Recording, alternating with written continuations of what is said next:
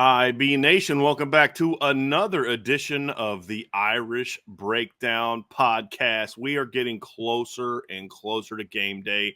That's Trevor Trowbridge. That's Ryan Roberts. I'm Brian Driscoll, and we're here to kind of put a bow on our preparations for Notre Dame versus Stanford. The Irish are going to be home this weekend after a much-needed bye week for a team that was pretty banged up. Coming out of that Louisville game, 3:30 on Saturday. It's going to be on NBC. Notre Dame is a 23-point favorite. The over-under has been set at 45.5 all week. That hasn't really moved. The spread has gone from 23.5 to down to about 22 to 22.5. Now back up to 23 as of right now, looking at least at the ESPN stat line. So a game that they expect Notre Dame to win convincingly. We'll see if that can happen or not. We're going to talk about keys to victory on the offense and defense. Then we will make our predictions for this game. Once we conclude that, these guys will go on about their business, and they both have very busy days. And I'll be joined by Bill Bender, and we're going to preview what is going to be a great weekend of college football from a matchup standpoint. I don't know how the games are going to play out. Sometimes, guys, you have a weekend like last weekend where you're like, there's not a ton of marquee matchups. And then there's just wild games, tons of upsets, wild comebacks. And then this week, you're like, oh, look at all these ranked versus ranked teams and 4-1s versus 4-1. It's going to be a great weekend. And it's a bunch of duds. We don't know what the games are going to look like, but there's a lot of great matchups, fellas. And there's a good chance that my prediction about no undefeateds left could be mostly come true within the next couple weeks when you look at the schedules. There's not going to be many undefeated teams left in the Power 5 level over the next couple weeks, but it's going to be a ton of fun. But of course, guys, the main event is going to be this weekend between Notre Dame and Stanford. So we're going to preview that. We're going to do keys to victory predictions and have some fun with you guys all today. So let's begin. Ryan. Yes. This is a game you look at and you say, boy, this team is not nearly as good as Notre Dame. And this is a game where Notre Dame should dominate. And you and I had this conversation before last year's game. And it was about 16-14 late in the second quarter. And we're like, man, are we going through this again? Because the year before, you and I talked about how they should dominate Stanford, and they got beat. This is one of those games, Ryan, that is not a show-me game from a standpoint if you beat a really good team. Stanford's not terrible, but they're not good either, where Right. You beat a really good team. But it's more of a show-me game for us to find out, are you past or at least are you taking steps towards getting past this erratic nature? And I pose this to you, Ryan, because of what you said to me when we were talking before the show, which is this is what they should do. I just don't know if they're actually going to do it because we still don't know what version of this Notre Dame team is going to show up on a week-to-week basis. Hopefully, this can be that game where you start to string together a couple really good performances in a row to make us feel like, hey, maybe they're figuring it out. Bye weeks are for growth, okay? They're for growth as a football team. For me, this bye week was about me understanding finally that I cannot predict the psychology of this football team. I have no idea what team we're going to get on Saturday. Zero idea. Because I remember last year, Brian, we were having this conversation before the Stanford game of like, dude, what happened to them the year before? Notre Dame's going to come out with piss and vinegar, and they're going to be ready to go, and they're going to knock them in the mouth, and it is going to be from start to finish a massive blowout. Now, obviously, Notre Dame ended up getting a massive victory last year on the scoreboard, but they did not come out on fire. They did not. They had to kind of weather the storm early and then eventually get into a groove. So I have no idea how this team's going to come out. I zero idea. I mean, I keep coming back to the season that we have seen so far, and we have just seen so many different types of Notre Dame teams. We've seen teams that lose to MAC teams. We've seen teams that come out flat against MAC teams. We've seen teams come out to pummel a Big Ten team by 59 points. We've seen a team that goes into a hostile environment and matches blow for blow against a top 25 SEC team. We have just seen so many different versions of Notre Dame. I have no idea what we're going to see on Saturday. What I do know on Saturday, though, is just from the analysis perspective, Notre Dame is way more talented than Stanford. They are. It's not even close. And it shouldn't be close, which is why it should not be close on the scoreboard ultimately. So we'll talk about it at the end. I think Notre Dame will end up having a decisive victory. We'll talk about exactly what that means at the end during the score predictions, but I am done being a psychologist. I have no idea what this team is going to be on Saturday from a pissed off perspective. I have no idea if they're going to come out ready to go, urgent. I don't know. All I know is that they are the more talented team than Stanford, and that is not very, that's not a hot take, obviously. So, Trevor, essentially what Ryan is saying is he's adopting my prediction model for Notre Dame, which is I'm no longer predicting what will happen. I'm predicting what should happen. And there is a difference between the two because you don't know what's going to happen with this Notre Dame football team. And a lot of that, guys, it starts off with the offense. And that's where we're going to kind of dive into the keys to victory to begin with because – look, the defense has certainly played well enough for them to win all 5 games. You know, we had some criticisms of the defense after the Northern Illinois game for legitimate reasons. They didn't finish Northern Illinois off at the end of the game. Notre Dame, I was actually doing going through my breakdowns last night, guys, of the Northern Illinois game, and I'm looking at the number of plays that Notre Dame had in the second half. They only had 5 possessions, and 2 of them were like those late you're down or possessions, but they only ran 6, 9, 12, 16, 20 plays in the second half. Now, part of that was because of the offense. They had the turnover and 3 and out, but the other part of it was the defense couldn't get off the field. They would eventually hold Northern Illinois or turn them over on downs, but it was after a 5-minute drive. But you still gave up 16 points. You played good enough to win. The offense is the side of the ball that has been in my opinion, accounted for much of the erratic nature. Ryan, you talked about not playing great against a MAC team. Well, the defense held them to barely over 200 yards and 3 points. Again, it comes back to the offense. The offense is primarily the side of the ball that goes up and down. And then I think there is some emotional aspects that do kind of bleed into both units, even though the defense still tends to play better in those situations. So when you talk about the offense and the keys to victory, guys, number one, we all know what it is. You have to have a fast start. Now, the good news is for Notre Dame is they're coming off of without a doubt, their best start of the season against Louisville, and it was needed. Louisville comes out, scores in the opening drive. Notre Dame answers with a drive right down the field, convert a 4th down to get that drive going. You punch it into the end zone. Your defense then gives you the ball back around midfield, just shy of midfield. You go down, you score again. Your special teams then gives you another short field, a very, very short field. You punch it into the end zone, and next thing you know, you got 21 points in the first quarter. That's the epitome of a fast start, fellas. Now, obviously, they didn't build on that in later quarters, but the start was fast and allowed them to kind of go into protect mode once Leonard got landed on by the D tackle. To me, it became kind of obvious they were intentionally trying to do some of that stuff. And then, of course, you had the Ja'Jarian Price fumble, which I think caused them to and you couldn't protect the quarterback to cause the offense to say, hey, look, let's just kind of get out of this game. And when they needed to ramp it up, they could. But the start was the key. Now we need to find out if Notre Dame can do this in back-to-back games. And we've talked before, the offense has scored on their opening drive of every game except for one. And it was the Miami of Ohio game. I believe is the only game Notre Dame did not score in the opening possession. But you couldn't string them together. Well, against Louisville, they did. It's important in this game for all the reasons we discussed. The offense needs a confidence boost. Coming out of the bye week, this offense needs to come out, in my opinion, and really be effective early to say all the work you've done the last 2 weeks, guys, it's paying off because this team is ready to roll. It puts any doubt in Stanford's mind. Ryan, we were talking about fast starts back in 2022 because it's so important. And the thing we talked about in that Stanford game in 2022 was you can't let this team have any faith that they can actually be in this football game. You can't give them any hope, and that's exactly what the Notre Dame offense did in that game by sputtering out of the gate. They can't do that this game. They did it last year again by letting Stanford get off to an early start and get a lead in that game, 2 different leads in that game early in the game. They've got to put this team away early, not just for practical reasons, but I do think it's important for the offense to come out of this bye with a lot of confidence. Hey, this is 2 games in a row. We've come out against Power 5 teams or Power 4 teams playing hot, putting the team away early. I think that's an important confidence booster, and it only gives your defense even more confidence that they don't have to carry this team. So fast start, obviously number one. Number 2, this is more practical for this game, fellas. The biggest thing for me coming out of the break, Trevor, is the biggest question I have. It's not, what's your pass game? Those things are all important.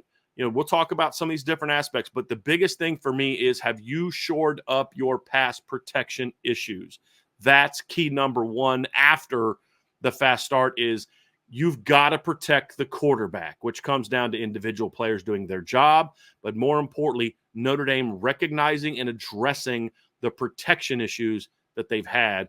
If they can do that against Stanford, honestly, I think a lot of this other stuff kind of takes care of itself, Trevor. That's my my first practical key after the fast start is, can you protect the quarterback in this game? We've talked about it all week. That's where it starts, right? We can scheme up X's and O's for receivers down the field and post-snap switches and pre-snap motion, but it's all for naught if Riley Leonard has less than 1 second to throw the football and get the ball out of his hands, right? So I'm going to be looking for the adjustments we are all hoping that they did in the bye week from a schematic standpoint, because we saw what the depth chart looks like. Doesn't look like there's a whole lot of movement there from the starters on the offensive line. So yeah, protecting the quarterback is going to be first and foremost, because that is going to hold the key to opening up the passing game for Notre Dame and give Riley Leonard the confidence boost that he needs. Because like we've talked about all week, this is going to be a really important 3-week stretch for them in the development of their downfield passing game, and it starts on Saturday. I mean, you never want to, you just never want to be, you never want to be limited in any capacity offensively, right? And I think that when you are a team that can only get the ball out quickly and you don't have enough time to let things develop, you don't have time to let your quarterback go through reads, you don't have time to do anything other than the quick game and getting the ball out in fractions of the time, then you're limiting your passing offense and you're limiting yourself as well. I mean, I've used the analogy before, but it's like if I have more bullets in the barrel, I have a better chance of shooting something, right? Like it's very simple, right? And I have more ammo in my favor in the war, in the sport of battle. So, for a lack of a better metaphor there. So I just think that for me, like this is a game where this is about long-term sustainability more than anything. Like we could talk about fast start against Stanford, and it's very important, as you already talked about, Bryan. But I would say like the passing game, especially getting that start and then really beginning to feel itself and to protecting the quarterback, I think that is more for the long term here, right? Like we want to see, can we now begin to build off of this? Because that Notre Dame is going to have a good running game. You do. You have a quarterback that is super dynamic. But overall, you need a offense that can do enough in every capacity. And obviously the passing game has not been up to par up until this point, but there are some limitations. Yes, Riley Leonard needs to be more consistent. Yes, the wide receivers need to play better.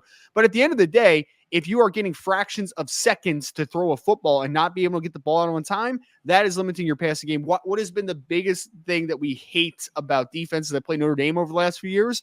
Everything is so condensed. Yes. It's like heavy boxes. Let's siphon everything inside because nobody believes you when you're talking about creating explosive plays in the passing game. And then part of creating explosive plays in the passing game is getting time to throw the football. So that's obviously a big ingredient to this recipe long-term, obviously.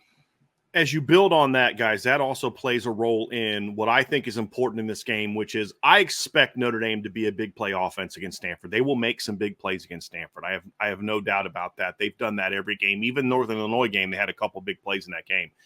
The question is going to be, can you consistently move the football and efficiently move the football? And that's why my next key is moving the chains. And this isn't a third down offense conversation alone. This is sort of an every down thing, which is, yeah, okay, great. You can make big plays, especially against inferior opponents. But we need to see that this football team can add some efficiency to the offense, because I think that's where this offense has been lacking. It's a very inefficient offense, very low yards per attempt in the pass game. Despite a 68% completion percentage over the last 3 games from Riley Leonard, he's at over 65 on the season. But again, it's a very inefficient offense. Your run game looks efficient from a yards per carry standpoint at 6.2, but it's not. You're feasting on big play after big play after big play. So in this game, fellas, there's 2 downs. I want to see, okay, how are you going to be in this game coming out of this break? Are you going to be good on first down? And does that then put you in position to be good on third down? Because when you talk about all the different issues that are plaguing the Notre Dame offense, and it's the offensive line, it's, quarterback's got to be better, receivers got to be better, all these different things, it manifests itself in a lot of different ways. And one of the ways that has manifested itself this season is a really poor third down offense. Notre Dame ranks 104th this season on third down. And a big part of that is that lack of efficiency on first and second down has also hindered them, in my opinion, on third down. And then the lack of impactful ability in the throwing game, which ties back to key number 2, impacts it as well. But they've got to be good at moving the chains. Ryan, when you look at it, is if Notre Dame can get ahead of schedule early and put some drives together and then put points on the board from those drives, you put this team away pretty early. Yeah. Well, and I think that, early downs, especially like Stanford, we know what they're going to do. I mean, we've seen Gaithan Bernadelle and Tristan Sinclair play enough at this point of Notre Dame fans. It's like they're just going to attack downhill all day, right? Like they're going to try to win first down because they don't think you could throw the ball down the field, and they shouldn't based on film. Like they shouldn't. They shouldn't trust you to consistently have a vertical passing game or having a ton of time to throw the football.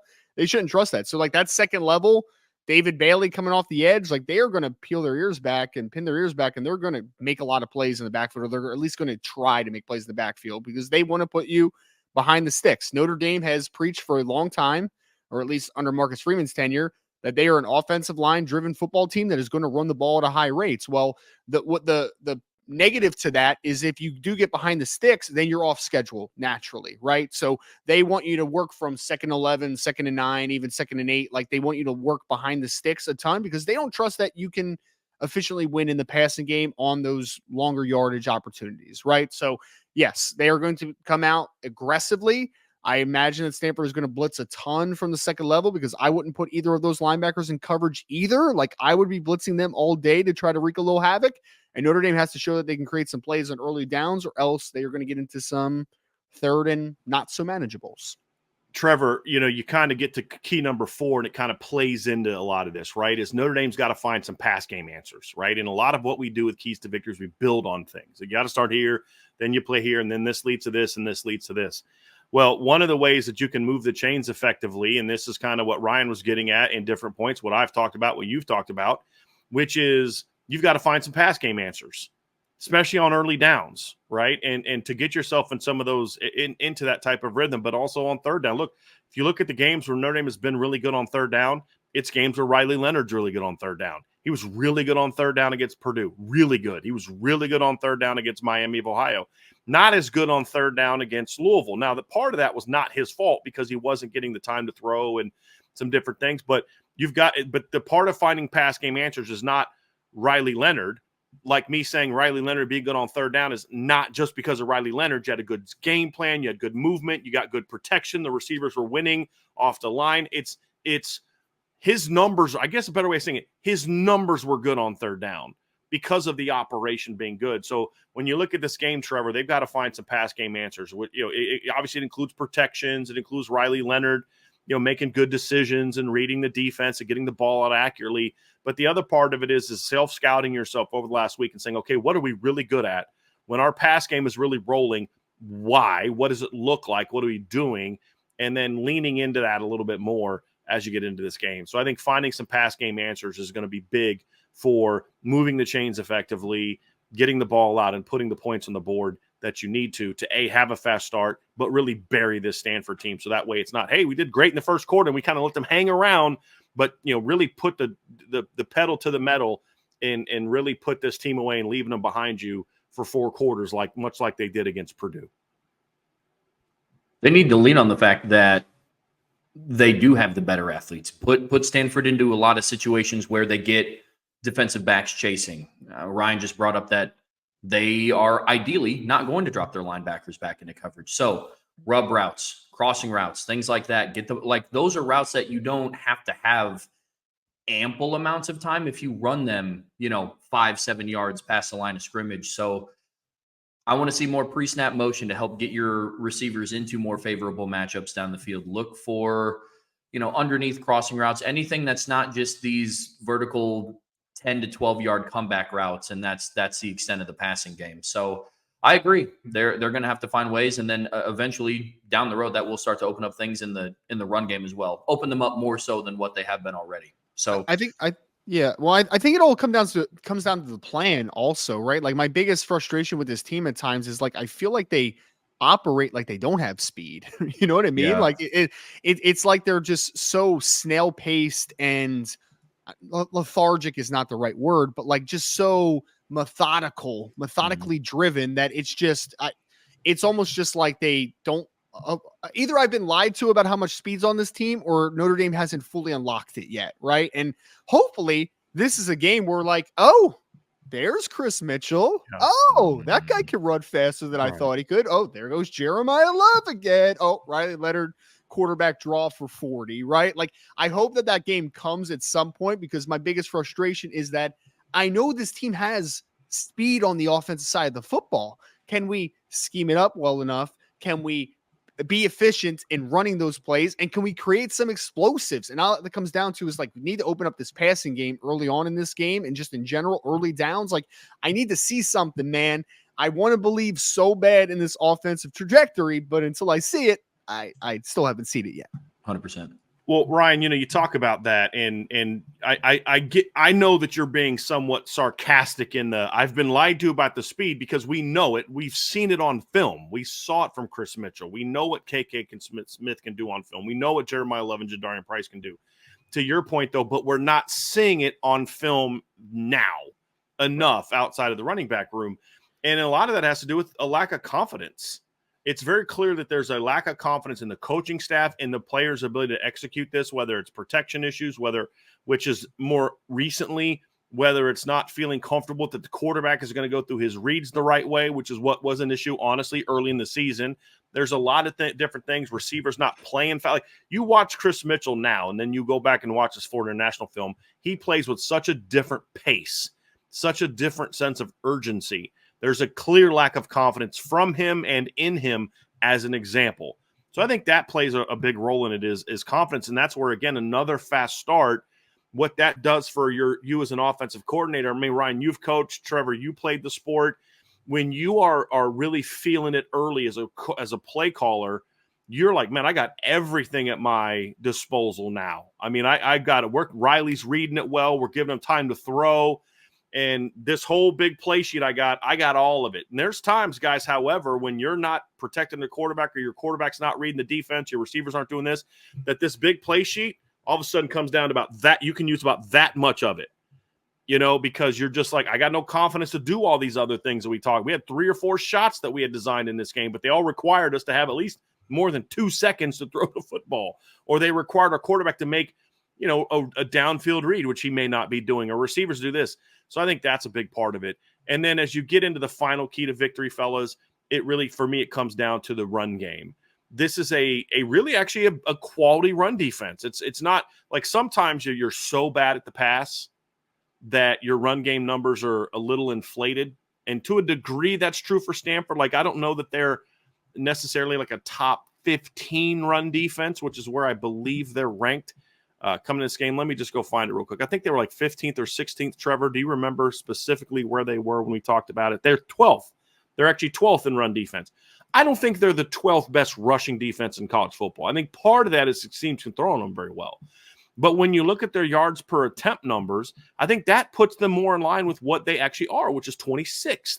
I think the way that they play, they're smart. They got really good inside linebackers that are incredibly experienced. They've been around a long time. They're not real big up front, but they're strong. They're tough kids. They're veteran kids. They're fundamentally sound. It's a pretty good run defense. And I don't know if just running right at them like you've done the last 2 games is going to necessarily be a 4-quarter recipe to great success. More importantly, it's not going to be great success when you play better teams. I want to see Notre Dame come out this game and really mix up the run game looks. Get Stanford on its heels, a team that they want to play downhill. And you can't completely avoid that. It's their 2-3 football team. You need to be able to run inside zone and counter, which is your bread and butter. But they've got to mix in some more wrinkles, Ryan, that are going to allow this run game to attack inside out as opposed to just inside. It's got to have more of an inside out approach, which puts those veteran downhill linebackers and those safeties that want to come downhill and play the run in some binds. Because you're like, hold on a second, who's got the ball? Is it Love? Is it Price? Is it Leonard? I mean, is it the jet sweep guy? Is this ball looking like it's going to hit off tackle, but it's really designed to be a bounce? I mean, there's a lot of different things that they need to do to just add some wrinkles to really mess with just the ability or prevent teams from just saying, Ryan, I'm going to play downhill. I'm going to play. You played. I kicked D-rank because you played linebacker. When you know as a middle linebacker that the run game is going from tackle to tackle, it's going to make your life a little bit easier. I think when you're talking about defending it, as far as being known, now you got to still beat those guys and all that, but it makes your life a whole lot easier when you know, hey, they're going here or here. That's it. Well, Stanford knows what they are ultimately, right? Like Bernadelle, the former FIU transfer that's been there for a couple years, and then Sinclair kid number 8. Like, they know who they are. They are downhill football players. Like, they're not coverage linebackers. They're not really scrape linebackers. They're not guys that are going to work to the sideline a ton. Which is why, and that's ultimately the whole defense. Like, why do they run so much 3-man and like 3-4 looks at times? It's because they want to stop the inside run. Like, that's what they're doing. And they're trying to out leverage you, at least from a alignment perspective, on the outside edge, so that you're not just thinking like, I'm going to hit the edge all game against this team. Right. So they're trying to stop the inside run. That's what they're going to do. Number 21, the safety, I forget his name, the white kid. I don't Phillips, Edwards. I think it's Scotty Edwards. Scotty Edwards. Right? Yeah. Scotty Phillips is somebody. I don't know who that is. But yeah, Scotty Edwards playing down. He's a downhill kid. That's what they are ultimately, right? And you do not want them to be comfortable in that. You know what I want to see? I want to see number 8, Sinclair, and Bernadette. I want to see them work into the sideline. I feel like I'm echoing my scouting report of Clemson last year. Like, I want these linebackers to work out of the box. I want them to try to work to the edge. I want them to try to work to the sideline. I don't think that is advantageous for them being a very good team, because they just don't have a lot of team speed on the defensive side of the football. I think offense, they have a little bit of speed in some spots. Defensively, I don't think they have a ton of speed. Like, I like the one corner, Colin Wright. I think he's a good football player. He'll stick his nose in the run game, number 6. Like, he's okay. And the inside linebackers will stick their nose in there and they will make a ton of tackles. I think they have like 66 tackles in 5 games combined. So like, they make a lot of stops. They're a good tandem inside for that level, especially, but they are not outside the hash kids. They are not kids that want to chase Jeremiah Love working outside zone. They don't want to chase Jordan Faison on a jet sweep working outside. They don't want to chase Jadarian Price on an outside zone look. Like, they don't want to do that. That is not who they are. The 21, the safety, whose last name I already forgot. Is it Edwards? I can't even remember what his name is. It doesn't matter. He doesn't want to play outside the hashes. He doesn't want to do it. He wants to be downhill and fierce. Make this team move laterally. They do not want to do that, because the minute that you make them move laterally and you get their eyes working to the outside shoulder, that's when you hit a trap back inside for a big gain, right? That's how that works. You want to loosen up this interior, because then eventually Notre Dame will be able to lean on them. Notre Dame will be able to run on the inside at a much higher success rate than maybe early on in the football game. But you need their eyes to get going laterally. You need their body to get going laterally, because this Stanford team is designed to stop the inside run, to make everything work outside. And Notre Dame can't be stubborn and say, nope, that's okay. We're still going to do it. We're going to hit our head against the wall. We're just going to run duo a million times. We're just going to run nothing but inside-esque runs, inside-centric runs.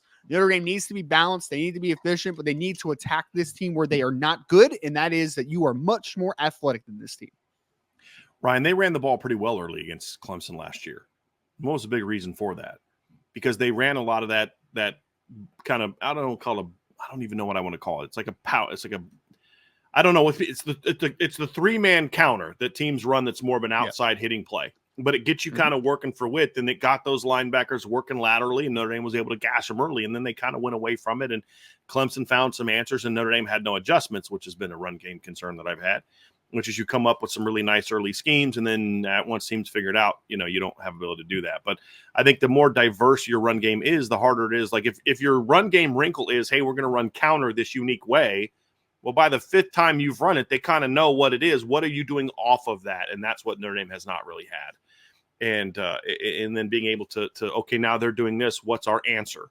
And really good offensive coaches can kind of predict your answer. Well, this is what they do when teams do this, and we're going to have something off of that. Because as you mentioned, Ryan, one thing about this Stanford team, well, 2 things about the Stanford team. This is actually a pretty well-coached Stanford football team, in my opinion, on both sides of the ball. This is a very tough Stanford football team. Much different than what they were a couple years ago in the last few years of David Shaw, where, let's be honest, they were kind of soft in a lot of ways. Got gashed on the run, couldn't run the ball. They're getting better running the ball. Their run defense has got a lot better, and they're not doing it with great talent. They're doing it because they're smart, they're well coached, and they play hard. And if you just come out and inside zone, counter, inside zone at them all day with nothing to make them do anything this way, like you said, you're playing right into what they want to do, and you're not stressing them at all. Now it's just like, well, our dudes are better than your dudes. Okay, that's fine, but can't your dudes be better than their dudes while also doing some things that put them in some schematic and leverage binds? That's okay. That's allowed. And so if they can do that, I do think this offense has a chance to really destroy Stanford. I do. We sound a little skeptical because a lot of the things that they should do or need to do are not things they've necessarily done well so far this season. And so part of the reason we have these keys to victory is because a lot of this stuff is going to be about, okay, what answers did you find during the bye week? Yes, they work for Stanford, but there are also issues where your offense has struggled this season, because if you do that, then they should roll. And I don't want this to be a game, Ryan, where they dominate simply because they just have way better players. Like I felt like, remember when they blew them out in 2021?